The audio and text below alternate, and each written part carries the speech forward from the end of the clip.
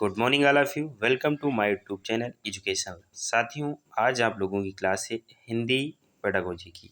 Most important class है जो C TET, TET, super TET के लिए अति महत्वपूर्ण क्लास होने वाली है।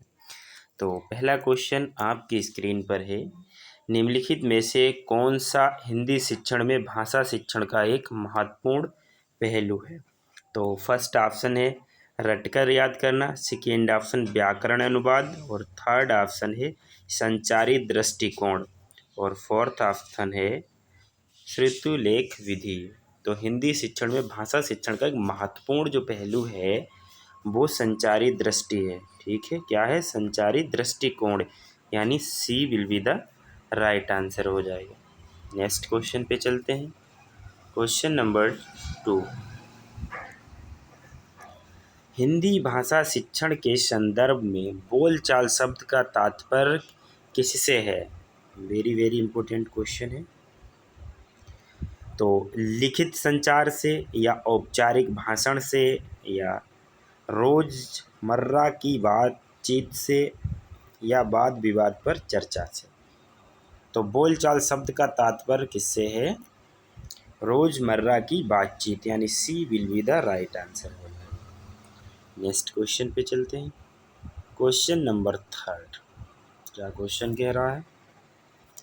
हिंदी भाषा शिक्षण में कहानी कहने का क्या महत्व है?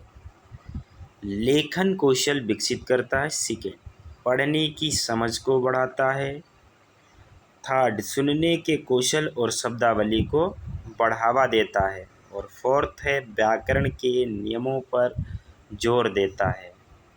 तो क्वेश्चन नंबर 3 का C will be the right answer हो जाएगा। सुनने के कौशल और शब्दावली को बढ़ावा देता है। नेक्स्ट क्वेश्चन पे चलते हैं। क्वेश्चन नंबर 4,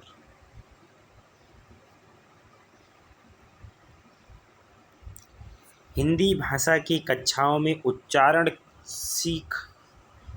सिखाने के लिए कौन सी विधि सर्वाधिक प्रभावी है?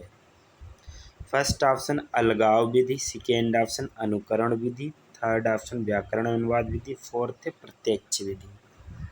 तो उच्चारण सिखाने के लिए कौन सी विधि सर्वाधिक प्रभावी है? तो कौन सी हो जाएगी? अनुकरण विधि, यानी second will be the right answer. Next question पे चलते हैं।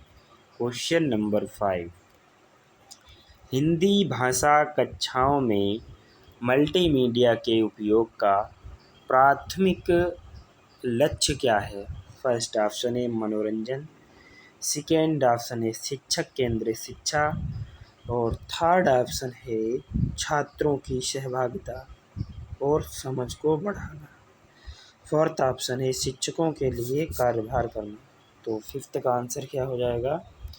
सी will be the right answer हो जाएगा। नेक्स्ट क्वेश्चन पे चलते हैं। क्वेश्चन नंबर 6,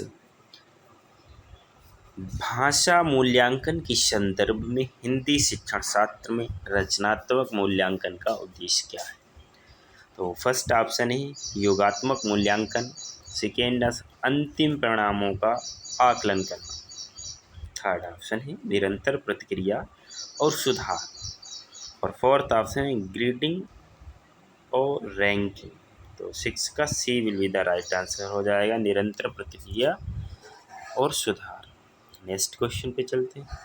क्वेश्चन नंबर 7, छात्रों के बीच हिंदी भाषा के प्रवाह को बढ़ावा देने के लिए निम्नलिखित में से कौन सी एक प्रभावी रणनीति है? फर्स्ट ऑप्शन है शब्दावली सूचियों को याद रखना, सेकेंड मौन पढ़ना, थर्ड समूह चर्चा और रोल प्ले, और फोर्थ है व्याकरण अभ्यास। तो 7 का C will be the right answer हो जाएगा। नेक्स्ट क्वेश्चन पे चलते हैं। क्वेश्चन नंबर 8, हिंदी भाषा शिक्षण में सांस्कृतिक संवेदनशीलता की क्या भूमिका है? भाषा सीखने के लिए अप्रासंगिक प्रभावी शिक्षण में बाधा या समझ और प्रशंसा को बढ़ाता है, या भाषा अधिग्रहण में बाधा आती है? तो 8 का C will be the right answer हो जाएगा, समझ और प्रशंसा को बढ़ाता है। नेक्स्ट क्वेश्चन पे चलते हैं। क्वेश्चन नंबर 9, हिंदी कक्षाओं में भाषाई खेलों को शामिल करने का क्या महत्व है? फर्स्ट ऑप्शन समय बर्बाद करने वाली गतिविधि, सेकेंड रचनात्मक और आलोचनात्मक सोच को प्रोत्साहित करता है, थर्ड विशेष रूप से युवा शिक्षार्थियों के लिए, और फोर्थ शैक्षणिक कठोरता कम हो जाती है। तो 9 का second will be the right answer हो जाएगा, रचनात्मक और आलोचनात्मक सोच को प्रोत्साहित करता है। नेक्स्ट क्वेश्चन है 10, हिंदी भाषा शिक्षण के संदर्भ में पठन शब्द का क्या अर्थ है? पठन शब्द का क्या अर्थ है? फर्स्ट ऑप्शन लेखन, सेकेंड ऑप्शन पढ़ना, थर्ड ऑप्शन बोलना, और फोर्थ ऑप्शन है सुनना। तो क्या हो जाएगा? पढ़ना।